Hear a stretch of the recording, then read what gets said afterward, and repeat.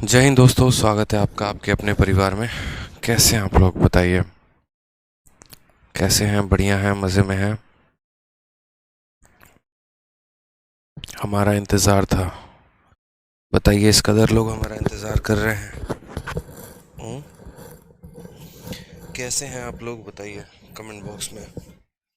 मज़ा आ रहा है पढ़ाई में? मज़ा आ रहा है, बताइए।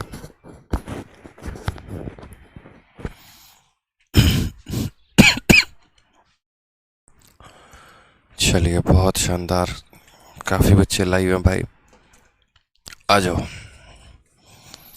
तो हम लोगों ने जो है वो पिछली क्लास में कहाँ तक पढ़ा था, एक बार देखते हैं। कमेंट बॉक्स में बताइए कहाँ तक कर लिया था।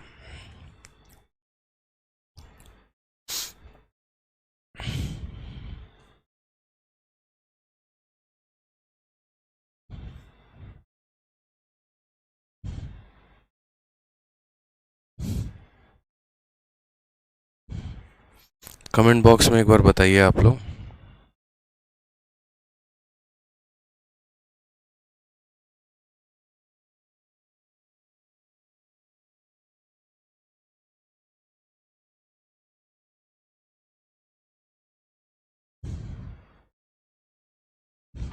आ जाइए। 93 तक। सर, आप तो मैथ से मोहब्बत करा दिए। सर प्लीज़ कोल्ड ड्रिंक मत पिया करो। अरे नहीं पीते हैं भाई, नहीं पीते हैं, ठीक है। परेशान मत हुआ करो। विक्रम कुमार कह रहे हैं एडवांस कब स्टार्ट होगा। विक्रम जी,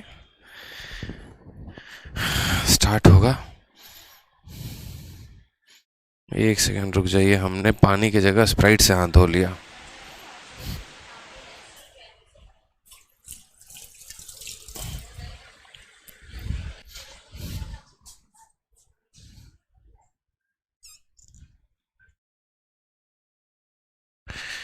आ जाइए, बहुत शानदार। सभी एक बार लाइव आ जाओ जल्दी से। अब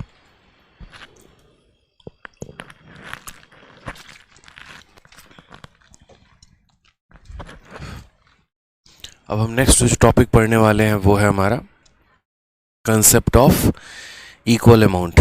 स्प्राइट रखा हुआ था यहाँ पर, मैंने उसी से हाथ धो लिया, बताओ। ठीक है, क्या पढ़ने वाले हैं? Concept of equal amount. अब कंसेप्ट ऑफ इक्वल अमाउंट की यहाँ बात करें तो क्वेश्चन नंबर 95 सबसे पहला क्वेश्चन आपके सामने मेंस का है। ठीक है, पहला क्वेश्चन ये आपके सामने मेंस का है। देखिए जरा सवाल में क्या कहता है।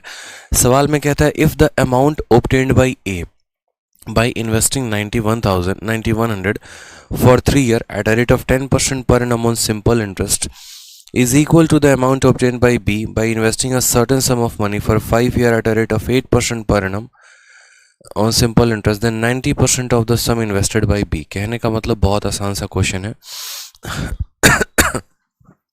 ठीक है, सवाल बड़ा आसान सा है। कहने का मतलब क्या है कि जैसे मान लीजिए कि ए ने 9100 रुपये को 3 सालों के लिए 10% के रेट से इन्वेस्ट किया और उससे जो उसको अमाउंट आया वो बराबर है, ठीक है। और बी ने कुछ पैसों को इन्वेस्ट किया, कितने सालों के लिए? 5 सालों के लिए 8% के दर से। और दोनों का जो अमाउंट है वो क्या है? तो बराबर है। दोनों का जो अमाउंट है वो क्या है? बराबर है। तो यहाँ बोला गया है, बताओ यहाँ पर बी के पास जो पैसा है उसका 90% कितना होगा? बहुत ही आसान सवाल, बहुत ही आसान सवाल। ठीक है, चलिए क्वेश्चन नंबर 94 बता दो। 94 मैंने बताया नहीं था क्या? यार इतना तो एक आधा क्वेश्चन कर लिया करो सब आप लोग, इतने भी लाचार मत बनो कि सारे क्वेश्चन मुझसे ही करवाओ, ठीक है। एक आधा क्वेश्चन कर लिया करो, और नहीं होता है तो जो डाउट ग्रुप है, maths doubt group by Aditya Ranjan, उसमें भेजा करो, उसमें सॉल्यूशन आपको मिल जाएगा। आ जाओ, तो सवाल में सबसे पहले क्या बराबर है? तो जो अमाउंट है ना, वो अमाउंट जो है वो हमारा इक्वल है, सबसे पहली बात है। तो एक होता है हमारा सिंपल इंटरेस्ट का इक्वल होना, और दूसरा होता है हमारा अमाउंट का इक्वल होना। जब हमारा सिंपल इंटरेस्ट इक्वल होता है तो हम क्या बोलते हैं? रेट इनटू टाइम जो है वो बराबर है, क्योंकि एसआई का मतलब होता है रेट इनटू टाइम। लेकिन जब अगर हम बात करते हैं अमाउंट को लेकर, तो अमाउंट का मतलब होता है प्रिंसिपल प्लस एसआई। क्या होता है? Principal plus SI. समझ रहे हैं मेरी बात को आप यहाँ पे? तो अगर हम बात करते हैं अमाउंट को लेकर, तो अमाउंट जो है वो कैसे बनेगा? तो जैसे मानो मैंने 5% के हिसाब से किसी पैसे को 3 सालों के लिए जमा किया, ठीक है, 5% के हिसाब से किसी पैसे को 3 सालों के लिए जमा किया, तो ब्याज कितने का मिलेगा? तो बोलोगे सर 15% का ब्याज मिलेगा। तो 15% का हमारा ब्याज हो गया, और मूलधन कितना होगा? तो 100%, यानी अमाउंट कितना आएगा? तो 115%। ठीक है, तो इन छोटी छोटी बातों पे ध्यान रखो यहाँ पे कि अमाउंट अगर पूछेगा तो कैसे निकालते हैं, प्रिंसिपल पूछेगा तो कैसे निकालते हैं। और ये जैसे यहाँ पर अगर हम बात करते हैं तो दो लोग हैं, एक हमारा ए है और दूसरा हमारा बी है। समझ में आ रहा है बात? यहाँ पे ए ने कितने रुपए लगाए हैं? तो बोलोगे सर 9100 रुपये लगाए हैं ए ने। बी का पैसा पता है? नहीं पता है, मान लो उसने 100 रुपये लगाए हैं। ए ने कितने सालों के लिए पैसे को लगाया है? 3 सालों के लिए, और कितने के रेट से लगाया है? तो 10% के हिसाब से। और बी ने यहाँ पर जो है वो कितना पैसा लगाया है? x रुपीज़ लगाया है, और कितने सालों के लिए? तो 5 सालों के लिए। कितने के रेट से मेरे भाई यहाँ पर? तो 8% के हिसाब से। अब सवाल में दो चीज़ें होती, अगर बोला जाता है यहाँ पर कि इनका ब्याज बराबर है, तो मैं कहता 9100 का 30% और x का 40% बराबर होगा। लेकिन सवाल में ब्याज को बराबर नहीं कहा गया, सवाल में अमाउंट को बराबर कहा गया। और जैसा कि हमें पता है कि जो अमाउंट होता है बराबर होता है क्या? प्रिंसिपल प्लस ब्याज। ठीक है, और जहाँ पर हमें पता है प्रिंसिपल कितना परसेंट? 100%, और ब्याज कितना परसेंट? तो रेट इंटू टाइम, यानी 10 इंटू 30 कितना हो जाएगा? 30 हो जाएगा। तो इसीलिए अगर हमें अमाउंट को बराबर करने को कहा है तो हम अमाउंट को बराबर करेंगे। जैसे यहाँ पर अगर हम बात करते हैं ए का जो अमाउंट है, ठीक है, अगर हम अमाउंट बात करें ए का अमाउंट, तो ए का अमाउंट कितना होगा? तो बोलोगे सर ये जो 9100 है ये कितने परसेंट की वैल्यू है? 100% की वैल्यू है। और आपको अमाउंट निकालना है, अमाउंट का मतलब प्रिंसिपल प्लस ब्याज।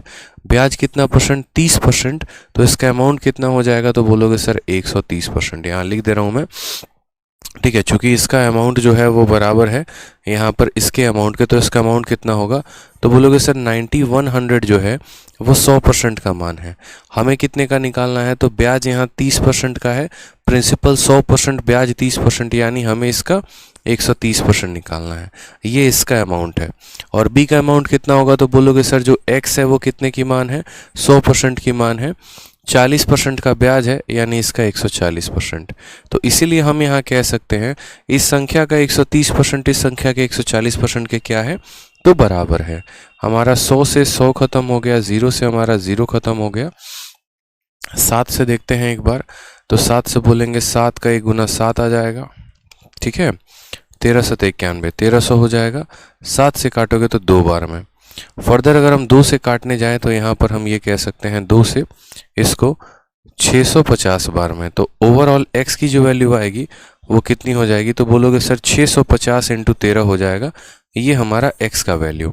लेकिन क्या हमें x की वैल्यू पूछी है? तो नहीं, 90% ऑफ द सम, यानी ये जो भी पैसा है ना इसका 90% पूछा गया है। तो x की वैल्यू हमारा 650 इंटू 13 आया है, तो जो हमारा आंसर आएगा इसका कितना परसेंट? 90%, यानी इसका 9/10। ठीक है, इस संख्या का कितना हो जाएगा? 9/10। 0 से हमारा 0 खत्म हो जाएगा। और यहाँ पर जो है एक बार यूनिट डिजिट देखिए, नीरज सर, हाँ ठीक है आ रहा हूँ। तो यहाँ पर देखेंगे तो बोलेंगे सर देखो 5 है, 5 को 3 से गुना करेंगे तो भी 5 आएगा, 9 से गुना करेंगे 5 आएगा, यूनिट डिजिट कितना आएगा? 5। और यहाँ पर किस संख्या का यूनिट डिजिट 5 है? तो ऑप्शन नंबर बी है, उसी का यूनिट डिजिट 5 है, यानी इसका मल्टीप्लिकेशन 7605 होगा। तो option number B for Baahubali जो है वो करेक्ट आंसर होगा। ठीक है, चलिए 94 नहीं समझ में आया तो 94 हम बता देते हैं, अगर ज़्यादा दिक्कत आ रही है आप लोगों को तो। फिलहाल आपको ये क्लियर हुआ यहाँ पर कि इसका जो अमाउंट है वो इसके अमाउंट के बराबर, यानी इसका 130% इस संख्या के 140% के बराबर है। ठीक है, समझ गए बात यहाँ पे? अभिषेक शर्मा, पहले जो पढ़ा रहा हूँ उसको पढ़ो, ठीक है, सुन लिया मैंने, एक बार कमेंट में देख लिया मैंने कि हाँ 94 आपको समझ में नहीं आया है, यहाँ देख लो पहले। कोई परेशानी की बात है? x की वैल्यू पूछता तो 650 को 13 से गुना कर देते, लेकिन हमें यहाँ b का 90% पूछा है, तो मात्र 2 लाइन में आप सॉल्यूशन कर सकते हैं। पहले तो आप बोलते हैं इसका अमाउंट इसके अमाउंट के बराबर, तो ऐसे आप वैल्यू को कैलकुलेट करते हैं। ठीक है, आ जाइए 94 नंबर में बहुत ज़्यादा यहाँ पर जो है हिंसा हो रखा है, ठीक है, कि सर नहीं आया नहीं आया नहीं आया। तो 94 नंबर देख लेते हैं, क्योंकि कुछ बच्चों को आदत होती है ना कि नहीं हम जो है पैसा दिए हैं सारा क्वेश्चन पढ़ेंगे आपसे, हम खुद से ट्राई नहीं करेंगे। हम कसम खा लिए अपने मैथ को तो सुधारेंगे ही नहीं। सारा क्वेश्चन का सॉल्यूशन आप ही बताइएगा, ट्राई हम नहीं करने वाले हैं। तो भैया आ जाओ यहाँ पे देख लो फिर। क्वेश्चन नंबर 94 में क्या बोला गया था? कहा गया था कि 5,000 को दो भागों में इन्वेस्ट किया गया है इस तरीके से, ठीक है, कि such that simple interest on first part for इतना ईयर एट इतना percent is double the simple interest on second part for इतना ईयर एट इतना परसेंट। ठीक है, पहले वाले भाग का साधारण ब्याज दोगुना है दूसरे वाले भाग के, यानी S I of first part, समझिएगा, S I of first part बराबर, देखो S I of first part और S I of second part, तो क्या बोला गया है? Simple interest on first part is double है, यानी पहले भाग का साधारण ब्याज दोगुना होगा किसके? तो यहाँ दूसरे भाग के, यानी यदि यहाँ पर साधारण ब्याज 1 रुपये है तो इसका दोगुना हमें यहाँ प्राप्त होगा, यानी यहाँ हमें कितना प्राप्त होगा? तो 2 रुपये होगा। ठीक है, अब बात करते हैं पहले वाले का साधारण ब्याज कितना होगा। तो पहले वाले के प्रिंसिपल को आई मान लो, इसका रेट कितना दिया गया है? तो यहाँ रेट दिया गया है 20/3, तो 20/3 मान लो, और टाइम कितना दिया गया है? तो टाइम यहाँ 21/5 दिया गया है, तो 21/5 मान लो, डिवाइडेड बाई दूसरे वाले के प्रिंसिपल को इतना मान लो, रेट कितना दिया गया है? 4%, तो यहाँ 4 लिख लो, और टाइम कितना दिया गया है? तो 4 दूनी 8, 11/4, तो 11/4 लिख लो, बराबर हो जाएगा किसके? 2/1 के। समझ में आ रहा है बात यहाँ पे कि इतने पैसे को डिवाइड किया गया दो भागों में, तो साधारण ब्याज जो है वो डबल है किसका? दूसरे पार्ट का। पहले पार्ट का साधारण ब्याज डबल है किसके? दूसरे पार्ट के। साधारण ब्याज principal into rate into time, principal into rate into time, या फिर ऐसा भी कह सकते हैं इस प्रिंसिपल का RT%। 4 से आप 4 को काट सकते हैं, 5 से आप 4 बार में काटेंगे, 3 से आप 7 बार में काटेंगे। फर्दर आप बोलेंगे सर पहला इंटू कितना हो जाएगा? तो 7 × 4 28 हो जाएगा, और दूसरा इंटू कितना हो जाएगा? तो बोलेंगे सर 11 हो जाएगा, बराबर हो जाएगा हमारे 2/1 के। 2 से काटेंगे तो 14 बार में कटेगा। ठीक है, अब यहाँ पर देखते हैं तो फर्स्ट डिवाइडेड बाई यहाँ पर सेकंड बराबर हो जाएगा किसके? तो यहाँ पर 11/14, यानी 11/14 के। ये प्रिंसिपल के पार्ट्स आ गए। ये क्या आ गए? तो प्रिंसिपल के पार्ट्स आ गए यहाँ पर। यानी पहला वाला भाग कितना है? 11, और दूसरा वाला कितना है? 14। ये दो भाग मिलकर कितने के बराबर हैं? तो 5,000 के। ये दो भाग किसके बराबर हैं? 5,000 के। हमसे यहाँ पर पूछा गया what is the difference between the two part, दोनों भागों के बीच की डिफरेंस कितने का है। ठीक है, तो अगर हम बात करते हैं यहाँ पर डिफरेंस को लेकर, तो डिफरेंस देखिए, ये दो भाग जो है यानी 11 14 कितना है? तो 25 यूनिट है। तो बोलेंगे सर देखिए बात ऐसी है, जो 5,000 है, ये जो 5,000 यहाँ दिया गया है, ये कितने की वैल्यू है? तो 25 की वैल्यू है, और हमें इनका डिफरेंस निकालना है, यानी हमें 3 का मान निकालना है। तो 25 से काटेंगे तो 200, 200 का 3 गुना कितना हो जाएगा? 600। Option number 600 is the correct answer. Option number B जो है वो सही आंसर है। ठीक है, 5,000 की एक राशि को दो हिस्सों में इस प्रकार विभाजित की जाती है कि पहले हिस्से पर इतना % की दर से इतना वर्षों का साधारण ब्याज, दूसरे हिस्से पर 4% की दर से इतने वर्षों के साधारण ब्याज के दोगुना है। सही तो है? बताइए, रिपीट क्वेश्चन है, बताओ, रिपीट क्वेश्चन है, और रिपीट क्वेश्चन पूछा जा रहा है। मतलब आप लोग है ना, क्या ही बोलूं मैं वही तो कह रहा हूँ ना कि कुछ लोग होते हैं और इतने अच्छे लोग होते हैं कि जिसका कोई लिमिट नहीं है। ऑलरेडी 93 नंबर क्वेश्चन मैंने करवा दिया था, सेम पैटर्न का क्वेश्चन था, सब कुछ सेम दिया गया था, सेम था, सब कुछ डिट्टो सेम था। यहाँ भी सम दिया गया था देखो, और डिफरेंस पूछा गया था और सेम था, इसीलिए मैंने होमवर्क दिया था ये क्वेश्चन। लेकिन एक वो भी क्वेश्चन आपसे नहीं हुआ। बताइए कैसे निकालेंगे आप लोग पेपर? कभी कभी हम यही सोचते हैं कि एकदम जो है ना बच्चे की तरह आप लोग एकदम एक एक कदम अगर ऐसे करते चले गए फिर तो हो गया भाई पेपर आप लोगों का। आ जाइए नेक्स्ट क्वेश्चन देखिए, क्वेश्चन नंबर 96 यहाँ पे।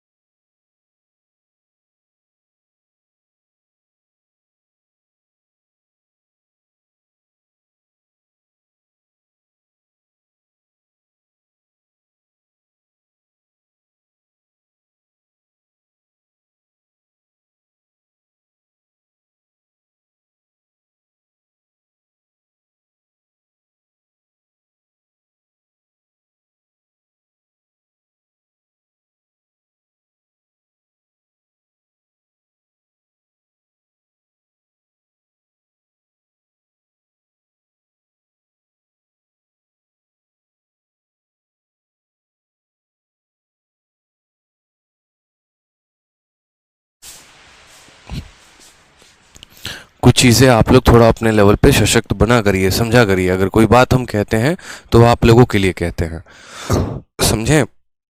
आप लोगों को थोड़ी सी बात जो है वो बुरी लग जाती है कि हाँ कैसे बोल दिया, लेकिन आप सोचिए ना कि 2 सवाल हम करा दिए, तीसरा सवाल भी है और एकदम उसी पैटर्न पर है, बस थोड़ा सा डेटा बदल दिया और आपसे वो भी सवाल नहीं बन रहा है, तो कैसे आप पेपर में आए हुए सवाल को बनाइएगा।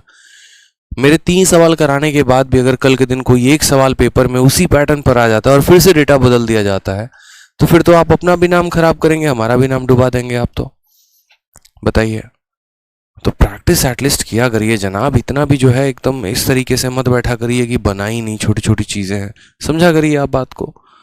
सेम क्वेश्चन हैं और उसके लिए आके एक लड़का कम से कम 40 बार लिखा था वो कमेंट में, 40 बार मैं बता रहा हूँ कम से कम उसने लिखा होगा इतने देर में, 94 94 94। तो इसी से पता चलता है कि आप लोग बैकग्राउंड में जाके कितना मेहनत करते होंगे। सोचिए जितनी मेहनत आप बैकग्राउंड में करते हैं उतना ही आप आगे बढ़ेंगे, अगर बिल्कुल भी नहीं कर रहे हैं तो समझिए कहानी खत्म है।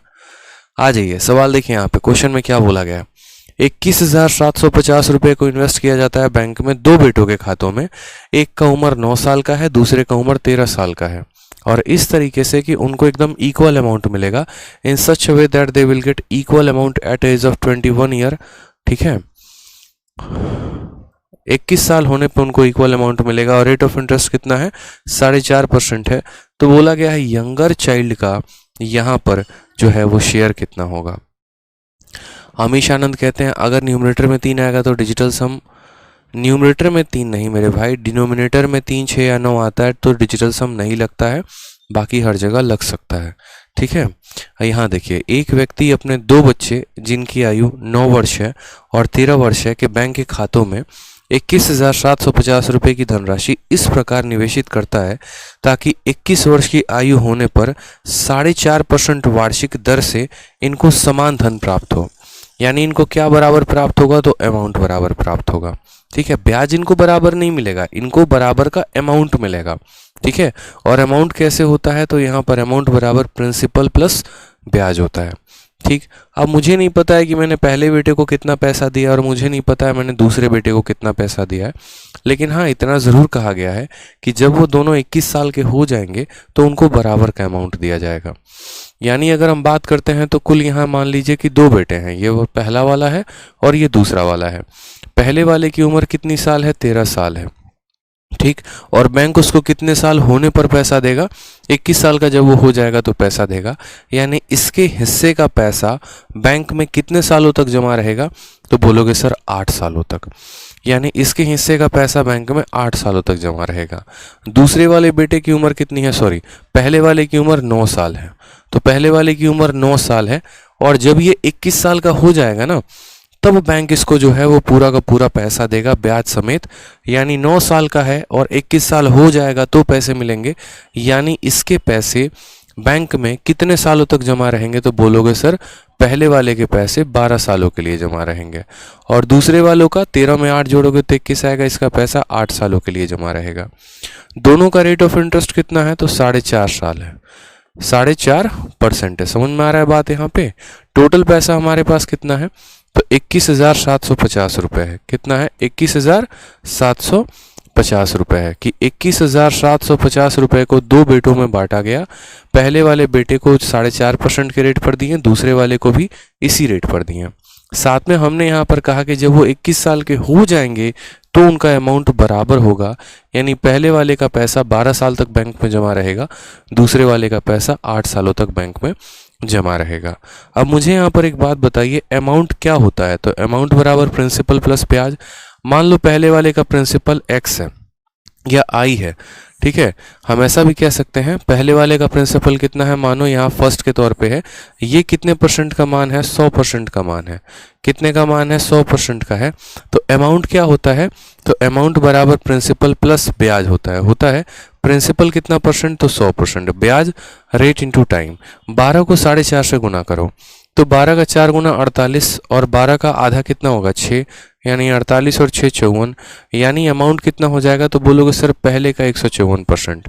या फिर आप ऐसे भी कह सकते हो कि सर देखो पहले का कितना परसेंट, तो पहले का 154% बराबर होगा किसके, तो बराबर होगा दूसरे के कितने परसेंट के, तो 8 को 4.5 के साथ गुना करो, 8 को 4.5 के साथ, तो 8 का 4 गुना 32, 8 का आधा 4, 32 और 4 36, ठीक है। तो यानी दूसरे का 136%। समझ में आ रहा है बात? मैं आपको क्या लिखने की कोशिश कर रहा हूँ यहाँ पे, समझिएगा। यहाँ पर 154% कैसे आया, तो हम ये बात बोलेंगे कि देखो 100% का प्रिंसिपल होता है और 54% का ब्याज है, तो हमें अमाउंट को बराबर करना है। यानी पहले का 154%, मैंने नीचे का 100 इसलिए नहीं लिखा, बाद में वो कट जाते हैं। उसी तरीके से यहाँ पर दूसरे का कितना परसेंट, ठीक है। आप चाहो तो यहाँ लिख सकते हो कि अगर ये 100% का मान है तो इसका अमाउंट 154 हो गया, अगर ये 100% का मान है तो इसका अमाउंट 136 हो गया, लेकिन वो 100 और 100 बाद में कट जाते हैं, इसीलिए मैंने नहीं लिखा, ठीक है। अब यहाँ पर देखिए काटिए आप इसको काटेंगे तो कितने से कटेगा, तो आपका जो है वो कुल मिलाकर कटेगा 2 से 6 बार में 12 और 8 बार में 16, और यहाँ काटेंगे 7 बार में और 7 बार में 68 है, 77 है, और किसी से कटेगा बताइए, 8 से 14 नहीं कटेगा, तो हम बोलेंगे सर फर्स्ट अपॉन सेकंड की जो वैल्यू आएगी वो हमारी आ जाएगी 68 अपॉन कितना, 77, 68 अपॉन कितना, तो 77, ठीक है। कोई परेशानी की बात है यहाँ पे, 68 अपॉन कितना हो जाएगा, 77 हो जाएगा। अब हम बात करते हैं तो यहाँ पर इन दोनों का जोड़ ही तो 21,750 के बराबर है, यानी 21,750 जो है वो इन दोनों का जोड़ है। 8 7 15 7 6 13, यानी ये 145 की वैल्यू है। और हमें किसकी वैल्यू चाहिए, तो यंगर चाइल्ड की वैल्यू चाहिए, यानी हमें छोटे वाले की वैल्यू चाहिए, यानी हमें 68 की वैल्यू चाहिए। तो हम इसको किससे गुना करेंगे, 68 से गुना करेंगे। समझ में आ गया बात? यहाँ पे बड़े आसानी से आप इसकी वैल्यू निकाल लेंगे, ठीक। आप यहाँ करेंगे 5 से 2 बार में 10, 5 9 45, और यहाँ 5 से 4 बार में 20, 5 3 15, 50 25, यहाँ पे 29 से काटते हैं तो 19 से कटेगा आपका ये टोटल। देखते हैं 29 से आपका यहाँ पर एक बार में 29 हो गया, और 5 बार में यानी 150 आ जाएगा हमारा, ठीक है। 9 5 45, 5 2 10, यहाँ पर ये पूरा का पूरा 29 इसको 15 बार में काट लेगा, क्योंकि 145 आ जाएगा, और यहाँ पर फिर ये 5 बार में गुना करोगे इतना, 150 को 59 के साथ गुना करो, 0 आ गया, 15 8 कितना होता है 120 का 0, 12 हाथ में, 15 6 90, 90 और 12 कितना हो जाएगा 102, यानी 10,200। ऑप्शन नंबर ए जो है वो हमारा करेक्ट आंसर है, ठीक है। तो कितने आसानी से आपने ये बात समझा कि यार इस पैसे के 2 टुकड़े किए गए थे, एक को 12 साल पे 4.5% के हिसाब से दिया गया था, दूसरे को 8 साल पे 4.5% के हिसाब से दिया गया था। दोनों का हमारा क्या बराबर था, तो अमाउंट बराबर था। तो हमने यहाँ पर कहा कि इसमें ब्याज कितना मिलेगा, तो 54%, और इसमें ब्याज कितना मिलेगा 36%, यानी इसका 154% इसके 136% के बराबर है, ठीक है। यहाँ पर तो फर्स्ट को यहीं रहने देंगे और सेकंड को नीचे लेके आ जाएंगे। 68 यहाँ ऊपर में रहेगा, 77 नीचे चला जाएगा, क्योंकि जो इधर मल्टीप्लाई में वो इधर डिवाइड में आ जाएगा। इन्हीं दोनों का जोड़ हमारा 21,750 है, यानी 21,750 इन दोनों का जोड़ यानी 145 की वैल्यू है। हमें बोला गया छोटे वाले की वैल्यू बताने को। एक minute, find the share of younger child. Younger child कौन सा है, यंगर का मतलब छोटा वाला। छोटा वाला कौन सा है, यानी 9 साल वाला। 9 साल वाला यानी जिसके पैसे को हम लोगों ने 12 सालों तक बैंक में लगाया है। समझ में आ रहा है बात यहाँ पे? तो यानी यहाँ पर 68 की वैल्यू निकालनी थी। आंसर कितना आ गया, 10,200। सर आप मैथ्स के जादूगर हो, धन्यवाद भाई। आ जाइए 97 देखते हैं। यहाँ पर 97 पूछा गया है, उसको बनाते हैं, ठीक है। आ जाइए 97 में क्या बोला गया, कहा गया 23,790 रुपये को आपने डिवाइड किया है कितने पार्टों में, तो इस बार आपने कुल मिलाकर 3 पार्ट में डिवाइड किया है, ठीक। और तीनों पार्ट में आपने कितने परसेंट के रेट से किया है, तो 5% के रेट से, ठीक है। कितने सालों के लिए किया है 2 साल, 3 साल और 4 साल के लिए। और यहाँ क्या बराबर है, तो बोला गया sir if the amount of all the 3 are equal after the respective period of loan, तो ए को कितना पैसा मिला। बहुत आसान सवाल है, समझे। आपने यहाँ पर यूँ समझ लीजिए कि आपके पास 23,790 रुपया है। आपने इसके टोटल 3 टुकड़े किए हैं, एक ए को दिया, फिर बी को दिया, फिर सी को दिया, ठीक है। सबको यहाँ पर 5-5% के हिसाब से आप पैसा दिए हैं। कितना के हिसाब से, 5 के हिसाब से। इसको 2 सालों के लिए दिए हैं, इसको 3 सालों के लिए दिए हैं, इसको 4 सालों के लिए दिए हैं पैसे को। और क्या बराबर किया गया है, तो अमाउंट, सबका मिश्र धन बराबर है, सबका मिश्र धन बराबर है यहाँ पे, ठीक है। तो हमने यहाँ पर कहा ठीक है, सबसे पहले तो हम ब्याज निकालते हैं। ब्याज बराबर रेट इंटू टाइम होता है। इसमें ब्याज कितना आएगा, 10%। इसका ब्याज कितना आएगा, 15%। इसका ब्याज कितना आएगा, 20%। बराबर क्या है, अमाउंट। यानी अगर हम ये कहें कि ए के पास ए प्रिंसिपल है और ये प्रिंसिपल अपने आप का 100% है, तो इसका अमाउंट कितना परसेंट होगा, या हम सीधा का सीधा ऐसे कह सकते हैं कि ए का देखो अमाउंट बराबर है, तो ए का अमाउंट कैसे लिखेंगे। तो यहाँ पर अगर मान लीजिए आपको किसी संख्या का अमाउंट लिखना हो, तो आप बोलेंगे सर अमाउंट बराबर प्रिंसिपल प्लस ब्याज होता है। प्रिंसिपल 100% और अमाउंट यहाँ पर 10, प्रिंसिपल 100% और ब्याज कितना परसेंट है, 10%। यानी ए का अमाउंट कितना हो जाएगा, तो ए का 110% बराबर होगा बी के अमाउंट के। प्रिंसिपल 100% और ब्याज 15%, यानी बी के 115% के बराबर होगा सी के प्रिंसिपल 100% और ब्याज 20%, यानी 120%। समझ में आ गया बात। तो इसका 110% बराबर होगा इसके 115% के बराबर होगा इसके 120% के, ठीक है। ये सभी वैल्यूज यहाँ बराबर दिए गए हैं आराम से। ये तो मैंने साइड में आपको समझाने के लिए लिखा था। आप ऐसे सोच लेते हैं, ए को 10% का ब्याज मिलेगा तो उसका अमाउंट 110 हो गया, बी को 15% का ब्याज मिलेगा तो उसका अमाउंट 120 हो गया, सॉरी 115। सी को 20% का ब्याज मिलेगा तो उसका अमाउंट 120 हो गया, ठीक है। अब यहाँ पर देखते चलिए, तो आप बोलेंगे सर काटो, 5 से काटोगे 22 बार में, 5 से काटोगे 23 बार में, और 5 से काटोगे 24 बार में। याद करो पिछला वाला सेशन जहां पर मैंने आपको ये पढ़ाया था कि यदि हमारा 2a बराबर हो जाता है 3b के और बराबर हो जाता है 4c के, तो दुनिया में हर किसी को हर किसी का वैल्यू अच्छा लगता है सिवाय अपने के। कहा था कि नहीं कहा था कि अपनी बीवी कम सुंदर लगती है, दूसरों की बीवी ज़्यादा सुंदर लगती है, अपनी गाड़ी कम सुंदर लगती है, दूसरों की गाड़ी ज़्यादा सुंदर लगती है। यानी यहाँ पर अगर 2a बराबर 3b बराबर 4c हो, तो a की वैल्यू निकालनी हो या a ratio b ratio c का मान निकालना हो, तो यहाँ पर a के लिए क्या करेंगे, 3 × 4 12 लिख देंगे। b की वैल्यू निकालनी है तो b को अपना वैल्यू पसंद नहीं आएगा, बाकी दोनों पसंद आएगा, यानी 8 लिख देंगे, बताया था, ठीक है। और उसके बाद जैसे c की वैल्यू निकालनी है तो अपना नहीं लेंगे, 2 × 3 6 ले लेंगे। इस तरीके से हम a ratio b ratio c लेते थे। सेम कहानी यहाँ पर भी करना है। हमें यहाँ पर देखना है a ratio b ratio c। तो a के पास 22 है, उसको अपना 22 पसंद नहीं आएगा, उसको इसका 23 और इसका 24 पसंद आएगा। यानी हम कह सकते हैं a की वैल्यू 23 × 24 हो जाएगी। b को अपना 23 पसंद नहीं आएगा, 22 और 24 पसंद आएगा, तो b की वैल्यू 22 × 24 हो जाएगी। c को अपना जो है यहाँ पर देखो 24 पसंद नहीं आएगा, 22 और 23 आएगा, तो 22 × 23 हो जाएगा। अगर ये किसी से कट रहे हैं तो इनको काटते चलिए। आप बोलेंगे हाँ सर ये कट रहे हैं, कट रहे हैं, किससे कट रहे हैं, देखिए 2 से कट रहे हैं, 2 से कटेंगे 12 बार में, 2 से कटेंगे 11 बार में, 2 से कटेंगे 11 बार में, ठीक है। अब यहाँ देखिए 12 का 3 गुना 36 का 6 हाथ में 3, 12 दूना 24 और 3 हो जाएगा 27, ठीक है। किसी भी संख्या को 11 से गुना करने का राज बताया हमने। सबसे पहले 4 लिखिए, फिर 4 और 2 6 लिखिए, और फिर यहाँ 2 आ जाइए। फिर यहाँ जैसे 3 है, 3 का पड़ोसी 2 यानी 5 हो जाएगा, 2 का कोई पड़ोसी नहीं तो ऐसे हो जाएगा। यानी a b और c का जो रेशियो है वो हमारा निकल कर आ गया, a b और c का तीनों का रेशियो निकल कर आ गया। यानी जो भी यहाँ पैसा मौजूद है 23,790 रुपये, ये 23,790 रुपये क्या इन्हीं 3 लोगों के बीच में बटेगा, बताओ बटेगा कि नहीं बटेगा। तो बोलोगे हाँ सर यही तीनों के बीच में बटेगा। तो ज़रा इन तीनों को जोड़ना, यहाँ पे 250 250 250 कितना हो जाएगा, 750।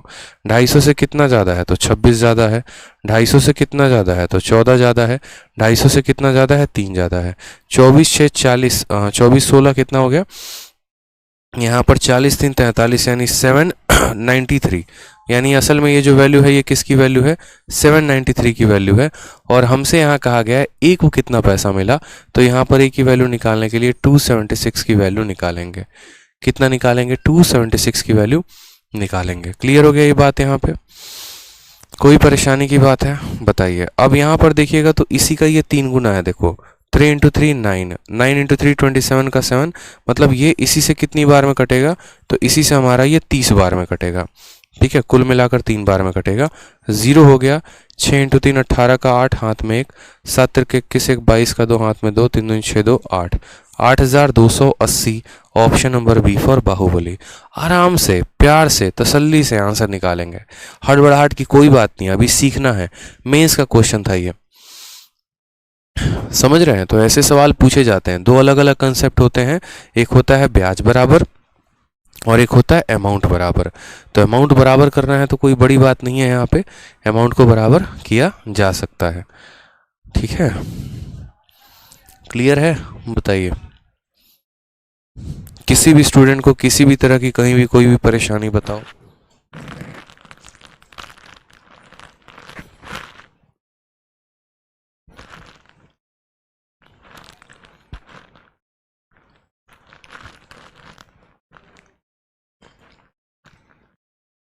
बताइए, कोई परेशानी किसी को?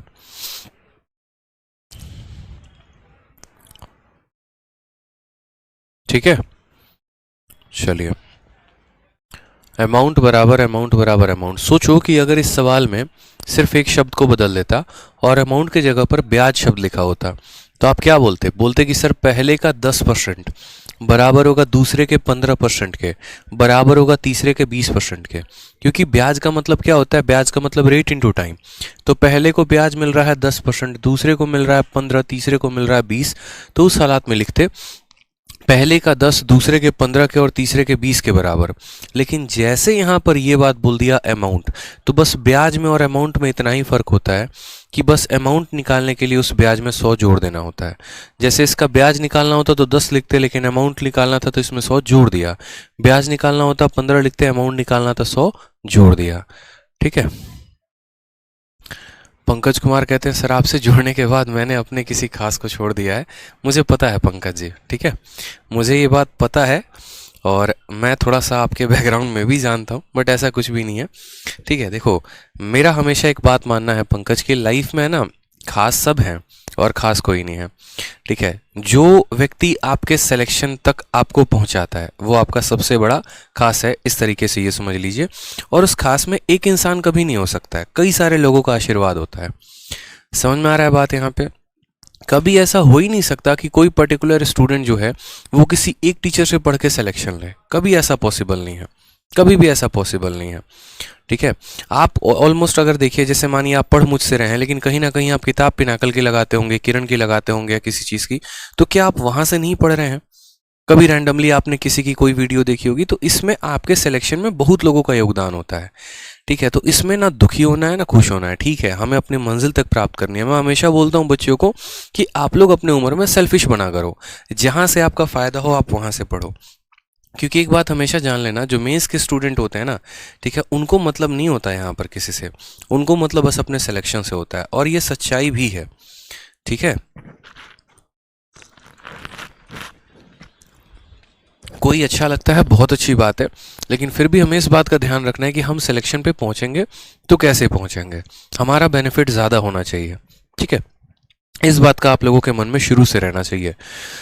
ठीक है, आ जाइए, चलिए नेक्स्ट बात करते हैं हम मिसलेनियस को लेकर, कि मिसलेनियस के सवालों को हम कैसे बनाएंगे।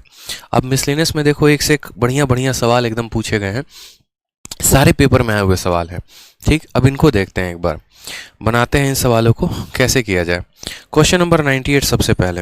अब क्वेश्चन नंबर 98 है, तो क्या बोला गया 98 में, ज़रा पढ़ते हैं। तो 98 में कहा गया person deposited certain some of money at the starting of each year. एक व्यक्ति हर महीने के स्टार्टिंग में कुछ ना कुछ पैसा वो जमा करते रहता है। रेट ऑफ इंटरेस्ट जो है वो 13% पर एनम होता है। At the end of third year the total amount is 24,948। Then find how much money he deposited each year. ठीक है, एक व्यक्ति प्रत्येक वर्ष के आरंभ में एक निश्चित धनराशि निवेशित करता है। यदि साधारण ब्याज की दर 13% प्रति वार्षिक है तो 3 वर्षों के अंत में कुल धनराशि इतने रुपए हो जाती है। उसके द्वारा प्रति वर्ष जमा किया जाने वाला राशि ज्ञात करें, क्या होगा। ठीक है, बताइए यहाँ पे। Love you sir from Kolkata.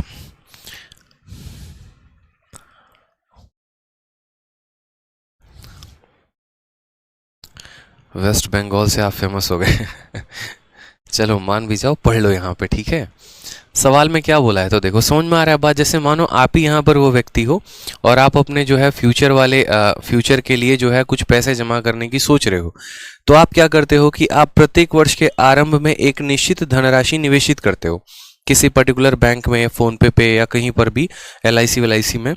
यदि साधारण ब्याज की राशि 13% वार्षिक है तो 3 वर्षों के अंत में कुल राशि 24,948 है, तो उसके द्वारा प्रति वर्ष जमा किया जाने वाला राशि ज्ञात करें। बड़ा शानदार क्वेश्चन, बड़ा अच्छा क्वेश्चन, बड़ा मज़ेदार क्वेश्चन। और आप इस क्वेश्चन को कम से कम मेरे तरफ से 5 स्टार लगाएंगे। 5 स्टार क्यों लगाएंगे यहाँ पे? क्योंकि इसमें थोड़ा सा बदलाव कर दो तो ये इंस्टॉलमेंट का क्वेश्चन बन जाता है। और 2018 में पूछा गया, 19 में पूछा गया, 20 में पूछा गया, 21 में पूछा गया, सब जगह पूछा गया। लेकिन इंपॉर्टेंट यहाँ पर यह है कि हम इसके कंसेप्ट को जानना है। ठीक है, पूछा गया, हम इसके स्मार्ट अप्रोच को जानेंगे, हम इसके शॉर्ट ट्रिक को जानेंगे। ठीक है, आ जाइए, अब हम आपको सवाल बताते हैं कि बनाना कैसे है। जैसे मान लीजिए कि आज आपने कोई पैसे को जमा किया, X रुपीस को जमा किया आपने। ठीक है,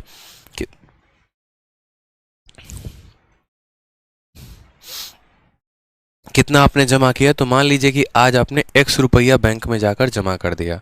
ठीक, अब मैं बोलता हूं कि मानो यार मैंने कुछ पैसे बैंक में जमा किए हैं और 10% के हिसाब से ब्याज मेरा उस पर चल रहा है। तो 1 साल के बाद, जैसे मानो आज मैंने बैंक में 100 रुपये जमा किया और रेट ऑफ इंटरेस्ट कितना है? 10% का है। कितने का है? तो 10% का है। यानी यहाँ पर जो मुझे ब्याज मिलेगा वो कितने का मिलेगा? 10% का। तो 100 का 10% कितना होता है? 10 होता है।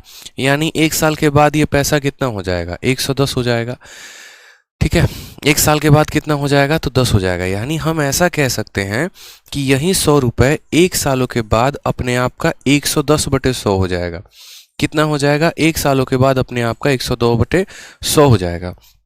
तो जैसे मानो यहाँ पर हमने किसी बैंक में पैसा 13% के हिसाब से जमा किया, तो यदि हमने पैसा X रुपए जमा किया तो यह अपने आप का कितना हो जाएगा? 113/100 हो जाएगा। यह 1 साल के बाद अमाउंट हो जाएगा। क्यों? क्योंकि इसमें 13% ब्याज जुड़ जाएगा। यदि ये 100% था तो इसमें 13% ब्याज जुड़ जाएगा। ठीक है, ये 1 साल के बाद का अमाउंट है। फिर क्या होता है कि मैं हर साल के शुरुआत में, जैसे मैंने आज पैसा जमा किया और ये पैसा 1 सालों तक चलता रहा, 1 साल के बाद मुझे कितना मिला? इतना। फिर जैसे 1 साल का बाद हुआ, 1 साल खत्म हो गया, फिर बैंक का बुलावा आया, आप दोबारा से और पैसा जमा करिए। फिर मैंने उस बैंक में X रुपए और जमा कर दिए। ठीक है, X रुपए क्या कर दिया मैंने? और जमा कर दिया। अब X रुपए जमा कर दिया तो कोई टेंशन की बात नहीं है। फिर वापस से अब मेरा अमाउंट टोटल इतना हो गया, इतना तो मेरा मिल गया था, उसमें मैंने X और जमा कर दिया तो अब मेरा ये अमाउंट हो गया। फिर इसको मैंने ब्याज पर वापस से चला दिया तो फिर ये अपने आप का 113/100 हो गया। फिर इसमें मैंने वापस से X जमा किया और फिर ये अपने आप का कितना हो गया? तो फिर ये अपने आप का 113/100 हो गया। और ये वैल्यू हमारे किसके बराबर हो जाएगी? तो ये वैल्यू बच्चों हमारे बराबर हो जाएगी 24948 के। किसके बराबर हो जाएगी? तो 24948 के। ठीक है, मैं यहाँ साइड में लिख दे रहा हूँ 24948 के, 24948 के। ठीक है, और हमसे यहाँ बोला गया कि बताओ आपने प्रत्येक वर्ष कितना पैसा जमा किया है। मैं आपको दोबारा से पहले ये सिंगल लाइन बता रहा हूँ, इसका मतलब क्या है। परसेंटेज में अच्छे अच्छे सवाल इस लाइन से बनते हैं, प्रॉफिट लॉस में अच्छा अच्छा क्वेश्चन इससे बनता है, इसीलिए पहले आप इसको सीखिए। मैंने मान लो कि आज हमारा वर्ष 2000 है, कितना है? सन 2000 है, और सन 2000 में मैंने किसी बैंक में X रुपए जमा किए हैं, मुझे 13% का ब्याज मिला। यानी 1 साल के बाद यह पैसा अपने आप का 113/100 हो जाएगा। वो सवाल परसेंटेज में पढ़ा था कि नहीं पढ़ा था कि यदि किसी शहर की जनसंख्या हर साल से 10% बढ़ रही है तो 1 साल के बाद उसकी जनसंख्या कितनी हो जाएगी? तो अपने आप का 110/100। तो वही कहानी है, ये पैसा अपने आप का 110/100 हो जाएगा। अब सन 2000 खत्म हो चुका है, अब हम जनवरी 2001 में हैं। जनवरी 2001 में मेरे पास इतना रुपया आ गया है। बैंक कहता है ये पैसा तो तुम्हारे अकाउंट में है, इसको तुम रहने दो, जितना तुम हर साल के शुरुआत में जमा करते हो उतना और लाके जमा करो। तो यानी इस पैसे में मैंने X रुपया और दे दिया। ठीक है, अब मेरे पास टोटल इतना पैसा हो गया। अब बात है 2001 के जनवरी की। फिर उसके बाद यहाँ पर 1 साल के बाद यह पैसा, पूरा पैसा अपने आप का 113/100 बन जाएगा। ठीक है, अब 2001 के दिसंबर में ये पैसा अपने आप का 113/100 बन गया है। अब हम 2002 के जनवरी में आते हैं। 2002 के जनवरी में आते हैं तो बैंक कहता है देखो ये पैसा अपने आप का इतना तो बन ही गया है, फिर इसमें वापस से X जमा कर दो। फिर हमने जमा कर दिया, फिर वो अपने आप का 113/100 बन गया और इतना। यानी बात हुई है यहाँ पर 3 सालों की, तो हम टोटल 3 बार x को जोड़ेंगे, 1 बार, 2 बार, 3 बार। x हमारा टोटल 3 बार आ गया। अब आराम से इसको सॉल्व करिए। तो आप यहाँ पर बोलेंगे सर देखिए 113 से हम इसको काट रहे हैं। पहली बात, 113 का दोगुना कितना होता है? 226 होता है। 226 हो गया तो यहाँ पर ये 2, 3, 4 बच जाएगा। फिर 113 से 2 बार में काटेंगे 226 हो जाएगा। और यहाँ कितना बच जाएगा? 88। या क्या कट रहा है कि नहीं कट रहा है? 24948।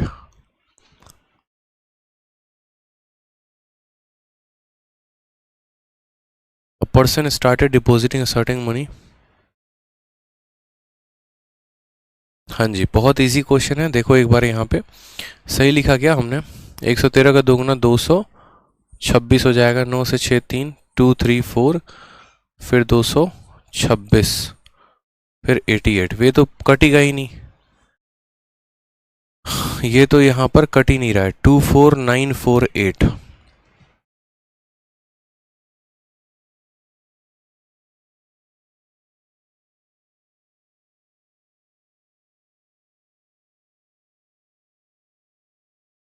मुझे यहाँ पर कुछ शक लग रहा है। एक बार मुझे सवाल को देखने दीजिए ज़रा, ठीक है? मुझे यहाँ पर लग रहा है कि हाँ कुछ शक है, कुछ गड़बड़ की है हमने, या तो हमने गड़बड़ किया है, सवाल में कुछ गड़बड़ हुआ है। मैं एक बार देखता हूँ क्या सिनेरियो है। रुकिए, हार्ड कॉपी से मैच करता है।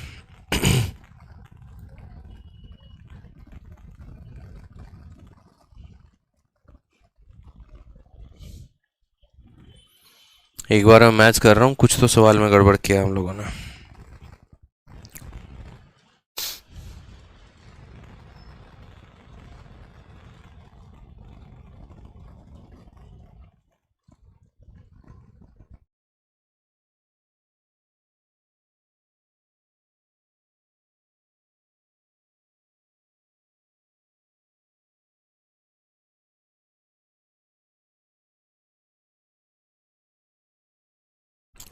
देखो, दो तरह का है यहाँ पर कंसेप्ट। सबसे पहले तो यहाँ पर जो ये सवाल है ना, जैसा कि मैंने सवाल के स्टार्ट होने के शुरू में ही मैंने कहा था, ये सवाल हमारा बन जाता है इंस्टॉलमेंट का, ठीक है? तो इसको दो तरीके से सॉल्व करते हैं। अगर ये क्वेश्चन कंपाउंड इंटरेस्ट का होता तो हम इसको इस तरीके से लिखते हैं, लेकिन ये क्वेश्चन कंपाउंड इंटरेस्ट का नहीं है, सिंपल इंटरेस्ट का है, तो थोड़ा हम इसको और सिंपल वे में समझते हैं, ठीक है? कंपाउंड इंटरेस्ट का आता तो जो मैंने लिखा था वैसे लिखते हैं। सिंपल इंटरेस्ट का है तो इसको हम किसी और तरीके से लिखेंगे। और किसी और तरीके से कैसे लिखेंगे तो यहाँ पर वो देख लेते हैं, मैं आपको वो समझा देता हूँ। असल में यहाँ पर कंसेप्ट ऑफ टोटल एसआई लग जाएगा। क्या लग जाएगा? तो कंसेप्ट ऑफ टोटल एसआई लग जाएगा। समझिएगा मेरी बात को, ये इंस्टॉलमेंट का क्वेश्चन है, तो इंस्टॉलमेंट में पढ़ें तो ज़्यादा बेहतर है। बाकी यहाँ पर फिर भी मैं एक बार आपको समझाने की कोशिश करता हूँ, समझिएगा ज़रूर। मान लीजिए यहाँ पर कि आपके पास आज वर्ष 2000 है और वर्ष 2000 में आपने किसी बैंक में 100 रुपये जमा कर दिए।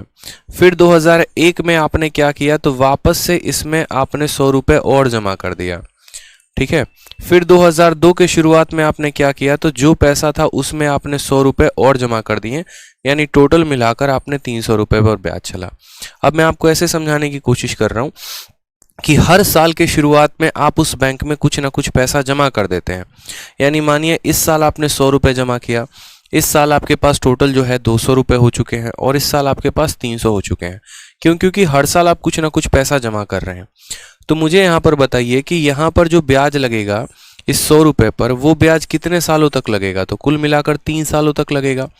जैसे आज अगर मैं 100 रुपये जमा कर रहा हूँ, आज से 3 साल के बाद वो पैसा मैं निकाल रहा हूँ बैंक से, तो मुझे उस 100 रुपये पर, मानो मैं प्रिंसिपल को 100 मान रहा हूँ, तो इस 100 रुपये पर मुझे कितने सालों तक ब्याज मिलेगा?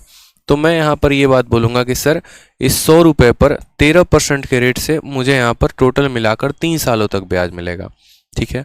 फिर अगले साल के शुरुआत में मैं ऐसे कह देता हूँ, ठीक है, कि मैंने इसमें कितने रुपए और जमा कर दिए। तो मैंने यहाँ पर जो है मैंने यहाँ पर इसमें 100 रुपये और जमा कर दिए। कितने रुपए जमा कर दिए? 100 रुपये और जमा कर दिए। तो जो अगली बार 100 रुपये मैं जमा करूँगा उस पर मुझे कितने का ब्याज मिलेगा? तो उस पर मुझे 13% के हिसाब से मात्र 2 सालों के लिए ब्याज मिलेगा। और फिर उसके बाद अगले साल जो मैं 100 रुपये और जमा करूँगा उस पर मुझे 13% के हिसाब से 1 सालों के लिए ब्याज मिलेगा। दोनों अलग अलग केस था, कंपाउंड इंटरेस्ट का अलग है, सिंपल का अलग है, और यहाँ पर परसेंटेज का अलग कंसेप्ट है, दोनों को समझते हैं। जैसे मानो आज मैं किसी बैंक में 100 रुपये जमा करता हूँ, तो ये पैसा उस बैंक में 3 सालों तक चलेगा, यानी मुझे इस पर ब्याज 3 सालों का मिलेगा। तो पहले साल जो मैंने 100 रुपये जमा किए थे उस पर मुझे 3 सालों तक ब्याज मिलेगा। पहले साल भी मिलेगा, दूसरे साल भी मिलेगा, तीसरे साल भी मिलेगा। ठीक है, फिर उसके बाद यहाँ बात करते हैं, मैं जब अगले साल अगले जनवरी में मैं जो पैसा जमा करूँगा उस पर मुझे मात्र 2 सालों के लिए पैसा मिलेगा। ठीक है, फिर मैं उसके अगले साल जो पैसा जमा करूँगा उस पर मात्र मुझे 1 सालों के लिए ब्याज मिलेगा। ठीक है, यानी ये आपका तरीका था लिखने का। तो यहाँ पर आप मुझे बताइए इस 100 का यहाँ कितना परसेंट आपको ब्याज मिलेगा। तो आप बोलोगे सर यहाँ 13 × 3 39% हमें ब्याज मिलने वाला है। टोटल देखते चलिए, 13 × 3 कितना परसेंट ब्याज मिलने वाला है, 39%। यहाँ ब्याज कितने का मिलेगा, तो 26%। और यहाँ ब्याज कितने का मिलेगा, 13%। यानी ओवरऑल अगर हम बात करें तो यहाँ पर 100 का इतना परसेंट, 100 का इतना परसेंट और 100 का इतना परसेंट। ठीक है, तो यहाँ पर जो फाइनली हमें अमाउंट मिलेगा वो कितना मिलेगा, तो हम यहाँ बोलेंगे सर अमाउंट बराबर प्रिंसिपल प्लस ब्याज होता है। ठीक है, और यहाँ आप 100 ना मानकर आप x भी मान सकते हो, उसमें कोई बड़ी बात नहीं है। आप यूँ समझ लो कि आप हर साल x रुपीज़ जमा कर रहे हो। बहुत बच्चे 100 से कन्फ्यूज़ भी हो जाएंगे। ठीक है, तो आपका जो प्रिंसिपल है वो कितना परसेंट है, तो आप बोलोगे 100%। और टोटल जो ब्याज आपने प्राप्त किया है वो कितना है, तो 39 और 1 40, 40 और 25 हो गया आपका 65, 65 10 75 3 78, यानी आपको मिलेगा 78%। यानी टोटल आपका जो अमाउंट है वो कितना परसेंट है, 178%। यानी जो दिया गया है वो कितने की वैल्यू है, 178% की वैल्यू है। यानी बोलेंगे सर 24948, ये हमारी कितने की वैल्यू है, तो ये हमारी 178 की वैल्यू है। हमें पता करना है कि हर साल हमने कितना जमा किया है, यानी हमें 100% का मान पता करना है। हमें कितने का मान पता करना है, प्रिंसिपल का, यानी 100% का मान पता करना है। अब अगर हम यहाँ देखेंगे तो बड़े आसानी से हम सवाल को सॉल्व कर सकते हैं। पहली बात, यहाँ का कोई भी संख्या इसको नहीं काटेगा, तो ये 0 है तो 0 रहने दो। 8 को किससे गुना करेंगे कि 8 आएगा, तो 8 को 4 के साथ गुना करेंगे तो 8 आएगा, बिल्कुल नहीं। 8 को 2 के साथ गुना करेंगे आएगा, बिल्कुल भी नहीं। 8 को यहाँ पर 6 के साथ गुना करेंगे तो आएगा, यानी ऑप्शन नंबर बी। यानी 178 से ये 66 टाइम्स कटेगा तो हमारा आंसर आ जाएगा 6600। ये हमारा करेक्ट आंसर है। ठीक है, कितना है मेरे भाई, तो 6600 इज द करेक्ट आंसर। कैसे है, दोबारा से हम समझाते हैं। मान लीजिए आज जो भी मैं पैसा जमा करूंगा, ठीक है, आज से 3 साल के बाद मुझे इस पर ब्याज मिलना है, यानी मेरे आज वाले दिए गए पैसे पर कुल मिलाकर 3 सालों तक मुझे ब्याज मिलेगा। फिर आज से 1 साल के बाद मैं उसी पैसे में कुछ और जमा कर दूंगा, तो भाई पिछले वाले पैसे पर तो ब्याज मिल ही चुका है मुझे। जो मैं अगले साल पैसे जमा करूंगा इस पर मुझे 2 सालों तक ब्याज मिलेगा। फिर मैं जो उसके अगले साल जमा करूंगा उस पर सिर्फ मुझे 1 ही साल ब्याज मिल पाएगा। यानी यहाँ 39%, यहाँ इतना, यहाँ इतना। बोलोगे सर आपने सबको क्यों जोड़ दिया, क्योंकि सबका प्रिंसिपल सेम है। x का इतना परसेंट, x का इतना परसेंट, x का इतना परसेंट, तो क्या हम इकट्ठा ये बात नहीं कह सकते हैं कि इन तीनों को जोड़ दो, डायरेक्ट आ जाएगा हमारा x का इतना परसेंट। तो बताओ अमाउंट मतलब क्या होता है, जैसे मैं कोई पैसे को इन्वेस्ट करता हूं उस पर मुझे कुछ ब्याज मिलता है तो वो अमाउंट बन जाता है। प्रिंसिपल है 100%, ब्याज है 78%, यानी अमाउंट 178%। यानी जो 3 सालों के बाद पैसा मिलेगा वो 178% की वैल्यू है, और हमें कितने का निकालना था, तो 100% का। यही 100% जो हमने यहाँ पर हर साल जमा किया है। ठीक है, आ जाइए नेक्स्ट क्वेश्चन। यहाँ देखिए नेक्स्ट क्वेश्चन CHSL 12/10/2020 में, मैंने कहा ना ये वाला क्वेश्चन आपका इंस्टॉलमेंट का क्वेश्चन है। इंस्टॉलमेंट में हम ऐसा पढ़ते हैं, बट वो हम देखेंगे। और एक और बात ध्यान रखिएगा, ठीक है, बहुत अच्छे से समझ में आ गया, मरते दम तक नहीं भूलेंगे, बहुत अच्छी बात है। इंस्टॉलमेंट का क्वेश्चन है तो यहाँ पर जो है इसके और भी कई सारे रूप होंगे जो हम पढ़ेंगे, और साथ में अभी आप मिसलेनियस पढ़ रहे हैं, तो मिसलेनियस पढ़ रहे हैं यहाँ पर, तो मिसलेनियस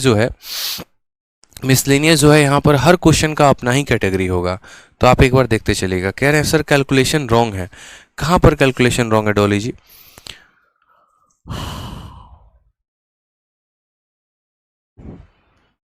कहाँ कैलकुलेशन, 178 से हमने कैलकुलेशन रॉन्ग कर दिया है क्या? अच्छा, एक बार देखते हैं। 13 × 3 39 हो गया, 26 हो गया, 13 9 6 15 3 18, 3 2 5 1 6 1 7, 178%। टोटल अमाउंट इज इतना परसेंट, 24948, 178 की वैल्यू है। कैलकुलेशन में क्या दिक्कत है बताइए।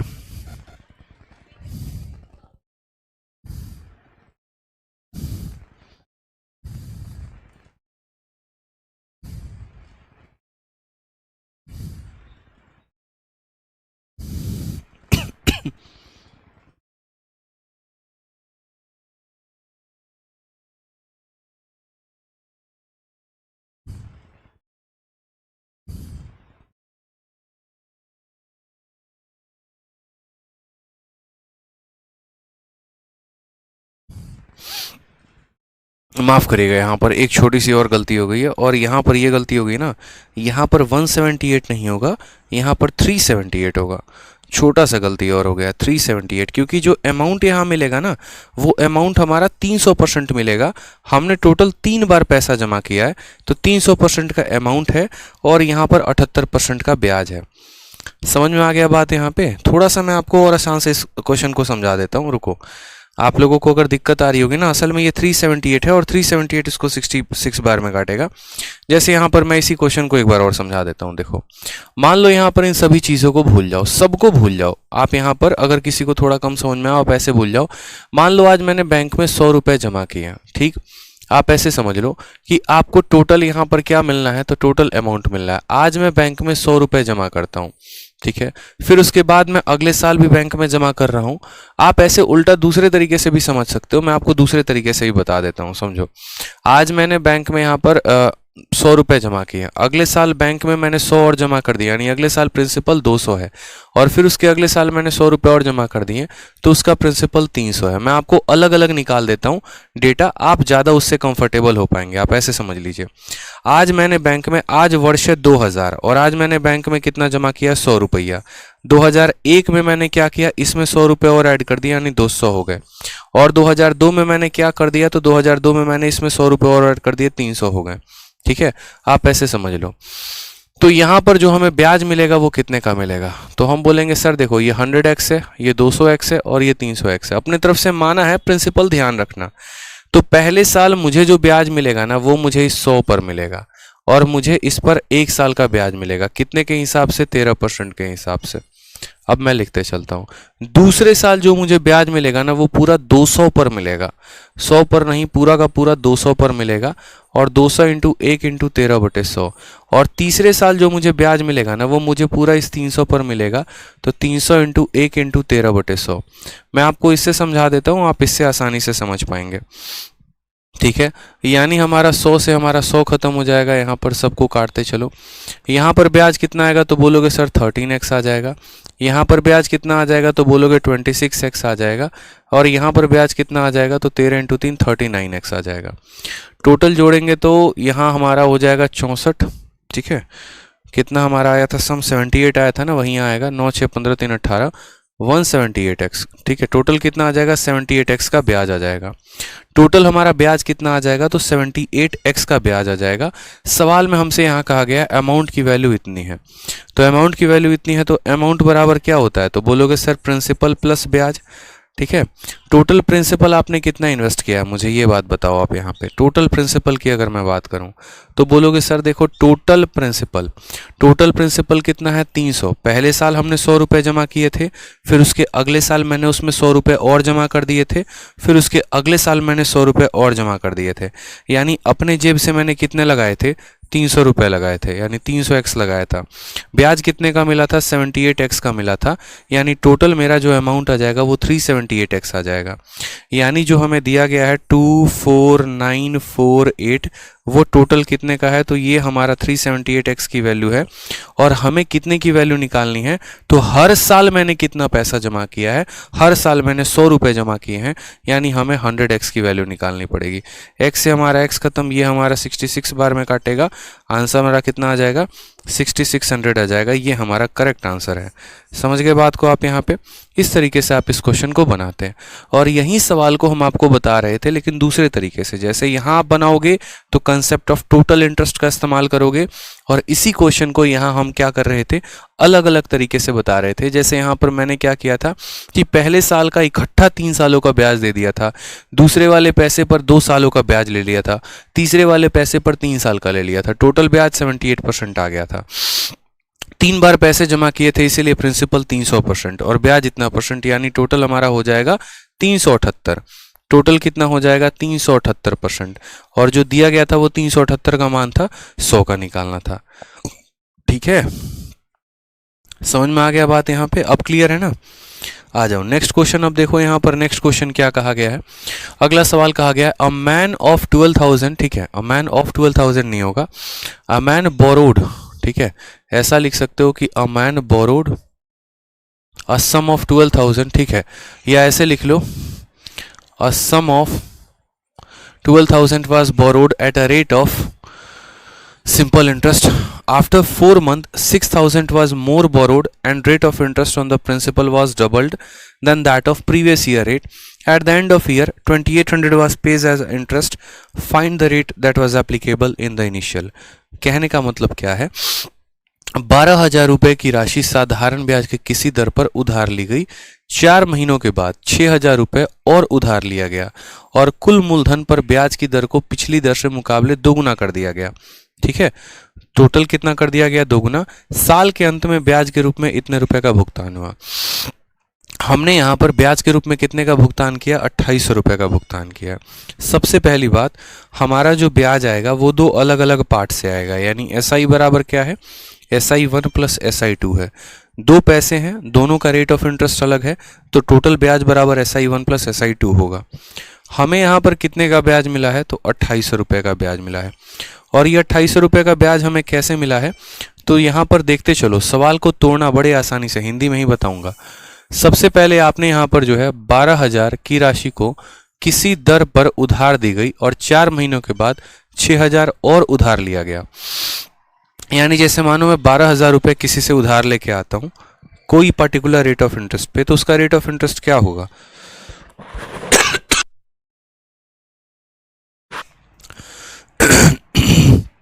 माफ करिएगा, तो यहां पर जो रेट ऑफ इंटरेस्ट होगा मैं बोलूंगा यार देखो मैं पैसे कितने लेके आया हूं, 12,000 लेकर आया हूं, और इस पर ब्याज का जो दर होगा वो कितना होगा, तो बोलेंगे सर 12,000 रुपये को उधारी पर लिया है 8% के रेट से, और कितने महीनों के लिए ब्याज इस पर मिलेगा तो 4 महीनों पर, 4 महीनों पर, यानी P into R into T कितना हो जाएगा, तो 4/12, और बट्टे में क्या लगा देंगे, 100, जो कि यहाँ नीचे होगा। 4 महीने के बाद कहानी क्या होती है, तो 4 महीने के बाद कहानी ये होती है कि हम 6,000 रुपये और उधार लेकर आ जाते हैं। यानी जब तक हम सामने वाले से 6,000 रुपये और उधार नहीं लेते हैं तब तक जो ब्याज लगेगा वो किस पर लगेगा, 12,000 पर।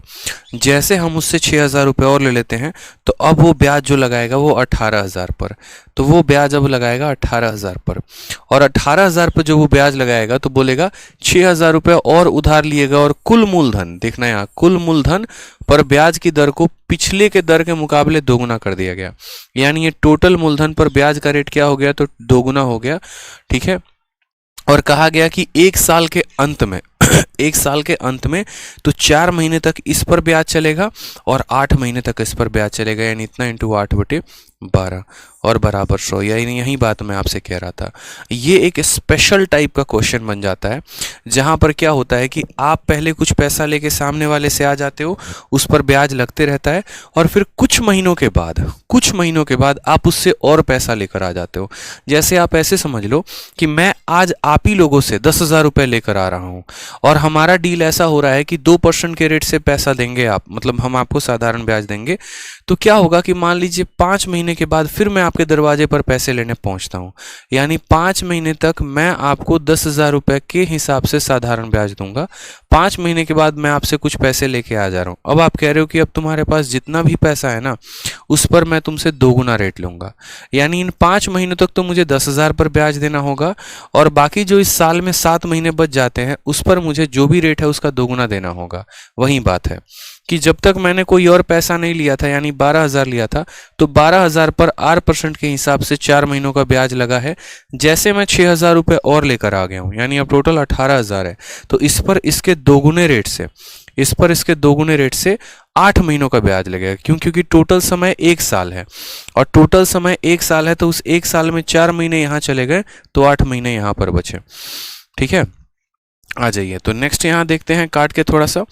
हमने कहा देखो 0 से हमारा 0 चला जाएगा, 12 से हमारा 12 चला जाएगा, 4 इंटू 10 40 आर हो जाएगा। कितना हो जाएगा यहाँ पर 40 आर हो जाएगा। प्लस 0 से हमारा दोनों 0 चला गया, 4 से 2 बार में काटेंगे, 4 से 3 बार में काटेंगे, 3 से काटेंगे कितनी बार में 60 बार में। ठीक है, 3 से कितनी बार में कटेगा टोटल हमारा 60 बार में। तो 2 इंटू 2 4, 4 इंटू 6 हो जाएगा हमारा 24, 240 आर हमारा यहाँ से हो जाएगा।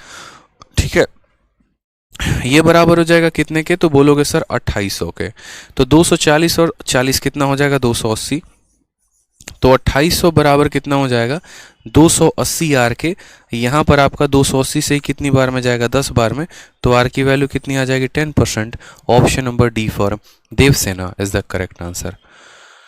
ठीक है, तो बहुत ही सिंपल क्वेश्चन है, समझना है। और कल के दिन तो इसको और कॉम्प्लिकेटेड बनाया जाएगा। जैसे ये CHSL का सवाल था तो सिर्फ 2 लाइनों में इसको सिमटा दिया गया।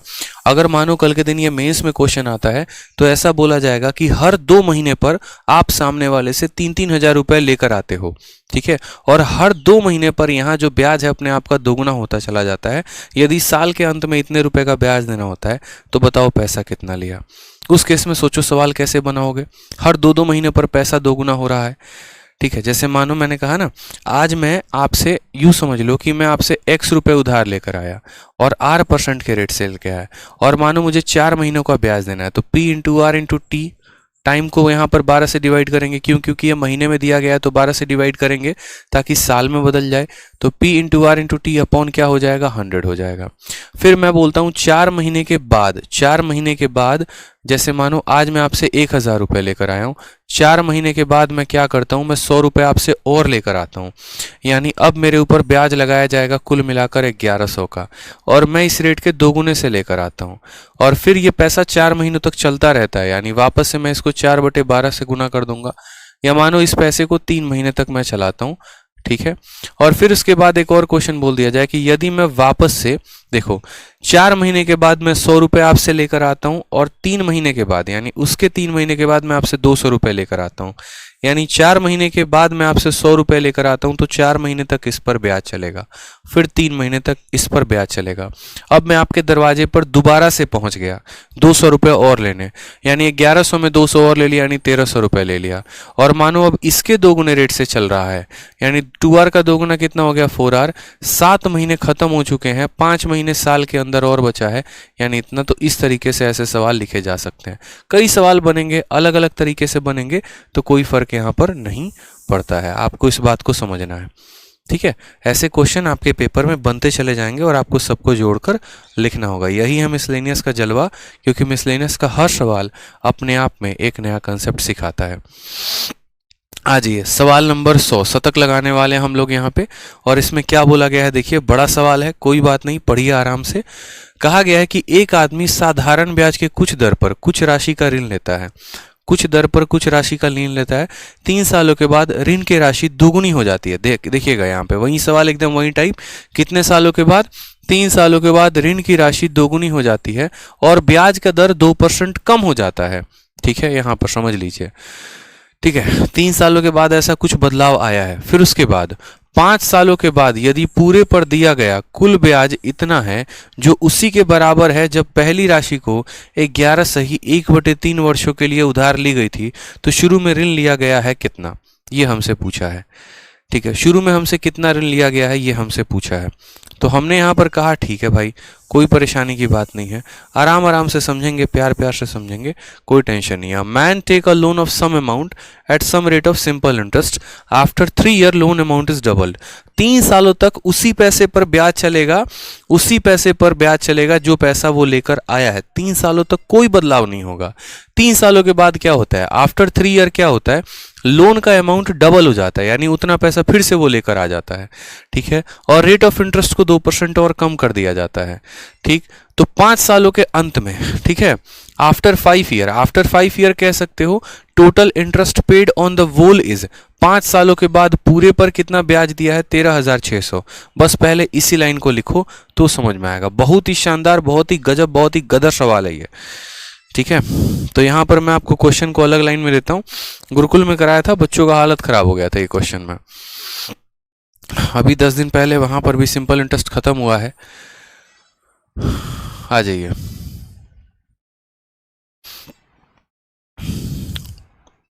अच्छा सवाल है, देखते चलिए। तो सवाल में हमसे यहाँ पर क्या बोला गया है, तो मान लो हम यहाँ पर ये कहते हैं कि हम यहाँ पर P पैसा उधारी पर लेकर आए हैं। कितना पैसा लेकर आए हैं, तो P पैसा उधारी पर लेकर आए हैं, ठीक है। और P पैसा उधारी पर लेकर आए हैं, R रेट के हिसाब से उधारी पर लेकर आए हैं, और ये पैसा 3 सालों तक कितने का ब्याज देगा, तो बोलोगे sir P into R into T upon 100। मैंने क्या कहा कि मैं P नाम के पैसे को R के रेट से लेकर आ रहा हूं, तो 3 सालों पर उसका ब्याज कितना बनेगा, तो P into R into T upon 100। फिर मैं क्या करता हूं, पैसे को दोगुना कर देता हूं, यानी पैसे का दोगुना कर देता हूं, यानी रेट हमारा, ठीक है, पैसा अपने आप का 2P हो जाता है।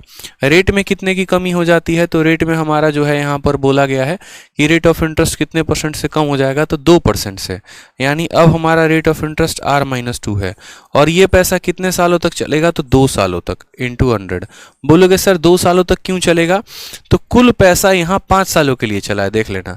बोला गया 5 सालों के बाद यदि पूरे पर दिया गया कुल ब्याज इतना है, ठीक है, 5 सालों के बाद यदि पूरे पर दिया गया कुल ब्याज इतना है, तो 5 सालों के बाद का मतलब क्या हुआ कि 3 साल तक पैसा हमारा यहाँ पर जो है 3 साल हमारा इस पर ब्याज चलेगा और 2 साल हमारा इस पर ब्याज चलेगा। इसमें कोई शक है तो बता दो। पहले सवाल को पढ़ लो एक बार अच्छे से, अपने शीट में भी पढ़ लो सवाल में क्या कहा है। साफ तौर पर सारी बातें लिखी गई हैं, परेशान होने की कोई ज़रूरत नहीं है। दिख रहा है ना, बताइए। दिख रहा है कि 3 सालों तक पैसा आपका P पर चलेगा और उसके बाद टोटल पैसे को कहा गया है 5 सालों तक। तो अब भैया 5 सालों तक यानी अगला पैसा कितने सालों तक चलने वाला है, 2 सालों तक चलने वाला है, ठीक है। अब यहाँ पर आप इनका टोटल सम कर दोगे तो क्या आ जाएगा, 13,600 आ जाएगा। लेकिन एक और कंसेप्ट है सवाल में, और दूसरा वाला भी लाइन पढ़िए आप लोग एक बार। आप लोग पहले खुद से भी एक बार दूसरा वाला लाइन पढ़िए, आपको और भाषा समझ में आएगा। दूसरा वाला भी लाइन एक बार आप लोग पढ़िए।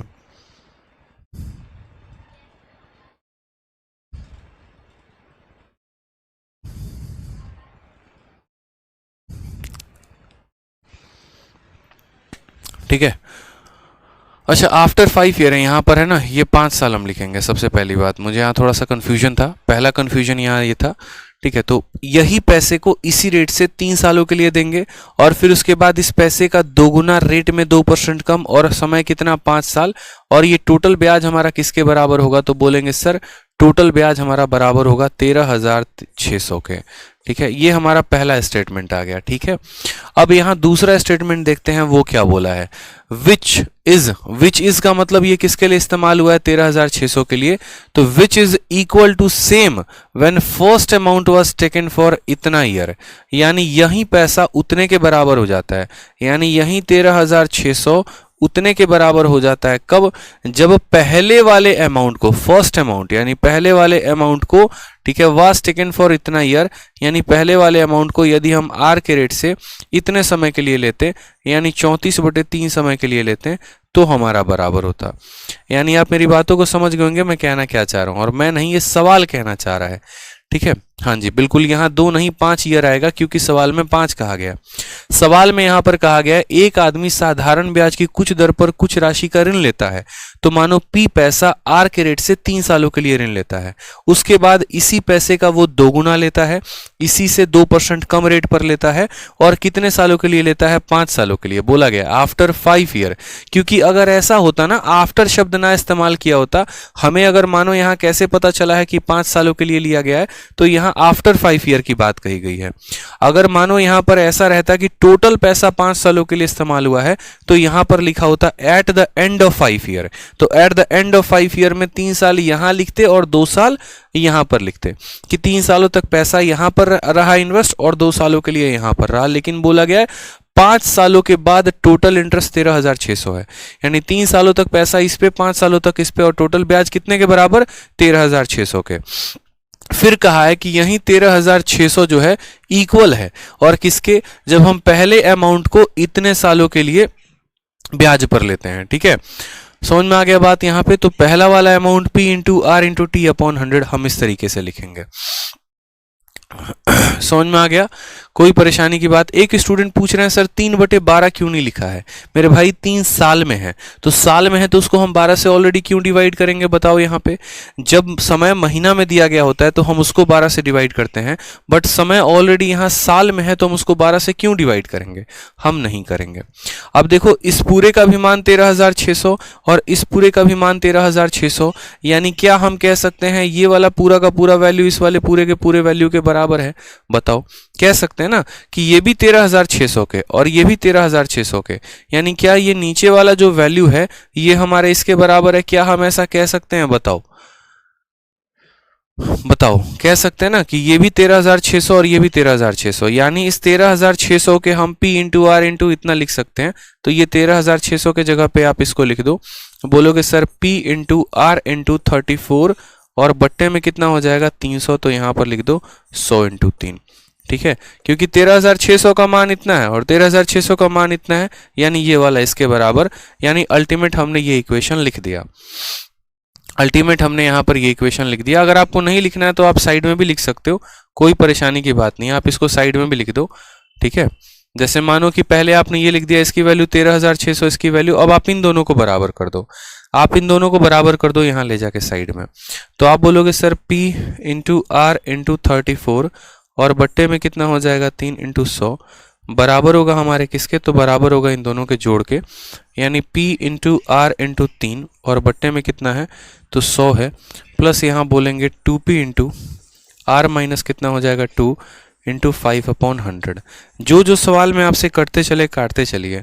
आप बोलेंगे 100 से 100 से 100 से 100 खत्म, P हो गया P हो गया P हो गया, सब खत्म। ठीक है, अल्टीमेट यहाँ पर देखिए तो बोलेंगे सर 34/3R कितना हो जाएगा सर? 34/3R हो जाएगा, बराबर यहाँ कितना है तो बोलेंगे सर 3R है, और यहाँ पर कितना है तो बोलेंगे 5 इंटू 2 10, 10 इंटू आर कितना हो जाएगा 10R, और 5 इंटू 2 10 इंटू 2 हो जाएगा -20। ठीक है, 10 और 3 कितना हो जाएगा 13R, तो यहाँ पर हम जो है -20 को इधर भेजो तो 20 बराबर 10 जमा 3 कितना हो जाएगा 13R, और 13R माइनस हमारा हो जाएगा 34/3R के। 13 इंटू 3 39, 39 में से 34 गया तो कितना आ जाएगा? तो बोलोगे सर 39 में से 34 गया 5/3R हो जाएगा। 5 से काटेंगे 4 बार में, तो यहाँ पर R की वैल्यू 4 इंटू 3 कितना % हो जाएगा? 12%। रेट ऑफ इंटरेस्ट कितना हो जाएगा? 12%। समझ में आ रहा है? यहाँ पर आप कैलकुलेट कर लीजिएगा। देखिए थोड़ा यहाँ मैंने मिक्सअप कर दिया है, आप थोड़ा ऐसे समझ लीजिए। ये 20 है तो यहाँ पर 20 लिख लीजिए, बराबर 13 इंटू 3 39 में से आपका गया तो 5/3R हो जाएगा। ठीक है, 5 से काटेंगे 4 बार में, 4 इंटू 3 हमारा हो जाएगा रेट की वैल्यू 12%। अब यहाँ समझ जाइए, सवाल में हमसे रेट नहीं पूछा है। रेट पूछा गया होता तो हम तो रेट बता देते, रेट तो पूछा ही नहीं था। सवाल में हमसे यहाँ पर ये पूछा था, जब पहली राशि यहाँ पर क्या पूछा गया है बताओ जरा यहाँ पे, then the loan taken initially was, यानी शुरू में आपने कितना पैसा लिया है, यानी हमसे P का मान पूछा है। हमसे किसका मान पूछा है? तो हमसे P का मान पूछा है कि P का मान कितना होगा। हमसे P का मान पूछा है। अब R की वैल्यू 12 निकाली, अब इस R की वैल्यू को यहाँ पर रख दो, या तो इसमें रख दो और नहीं तो इसमें रख दो, किसी में भी रख दो। तो आपने कहा सर इसी में रखते हैं, छोटा इक्वेशन है जल्दी बन जाएगा। ठीक है, तो आपने कहा सर 13,600 बराबर होगा P, R के जगह पर कितना 12 इंटू कितना हो जाएगा 34, और बट्टे में कितना हो जाएगा 100 इंटू 3। काटते चलो अगर कुछ कटता है तो। ठीक है, तो देखो 34 का ये कितना गुना है तो 4 गुना है। कैसे पता? 4 चौके 16, 4 3 12। ठीक है, फिर उसके बाद यहाँ पर ये 4 से आप काटोगे, 3 से आप इसको कितनी बार में काटोगे? 4 बार में। 4 से कितनी बार में काटोगे? 4 बार में। तो 100 इंटू 100 यानी प्रिंसिपल की वैल्यू कितनी आ जाएगी? 10,000 आ जाएगी, और ये हमारा करेक्ट आंसर होगा। Option number C for Kattappa is the correct answer. तो ये एक अच्छा सवाल था, बढ़िया सवाल था। और देखो फिर से मैं बता रहा हूँ, होममेड क्वेश्चन नहीं है, घर का नुस्खा नहीं है, CHSL 14/10/2020 को पूछा गया सवाल है।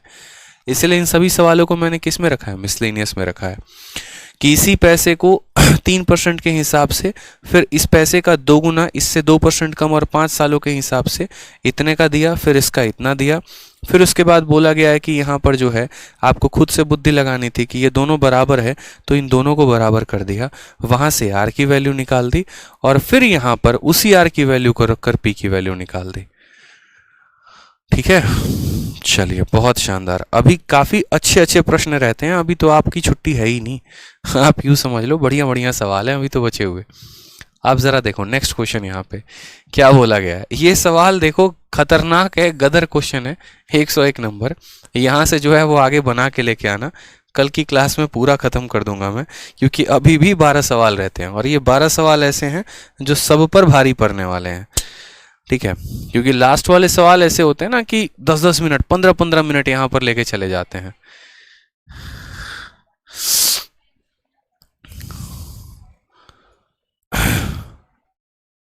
सर यू आर खिलाड़ी ऑफ मैथ्स। में मैथ्स में 0 था, 5 दिनों में कॉन्फिडेंस हाई हो गया है। चलो बहुत अच्छी बात है, क्योंकि है देखो यार, मैथ्स ऐसा नहीं है कि नहीं समझ में आ सकता।